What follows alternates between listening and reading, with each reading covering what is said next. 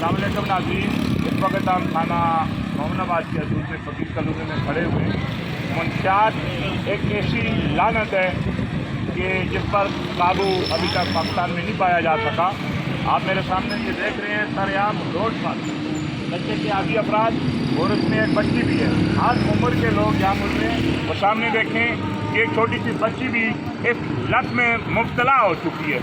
कई बार हमने यहाँ प्रोग्राम किए, पिटती है तो पीते हैं। जारी बात है कि वो लोग जिनका फ़र्ज है, जिन्होंने हलफ उठाया हुआ था कि उनकी जिम्मेदारी बनती है कि इस मुनशात की लानत को ख़त्म किया जा सके, लेकिन ऐसा नहीं हो सका। हमने बार बार हुकाम आला को ये चीज़ें दिखाई।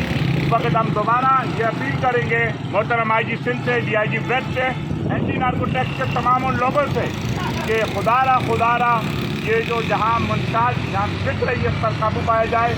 लोगों की जो घर तबाह हो गए हैं, ये मुनशात के अफराद जो आदि अफराद हैं, ये चोरियाँ करने में भी मुलव्वस हैं। थाना मोहम्मदाबाद की ये हदूद है और ये मनाजर आप देख सकते हैं मेरी तस्वीर पे ये सामने।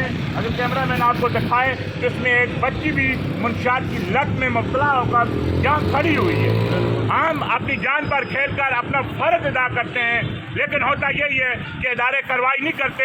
हक और सच दिखाने की जो जुर्म में मुझे कई बार परेशानियों का भी सामना करना पड़े, लेकिन मैं हक और सच ये दिखाता रहूँगा। ये जो हो रहा है, ये लाकानूनियत का ये बाजार, ये जो सरकारी सरपरस्ती में मैं समझ रहा हूँ।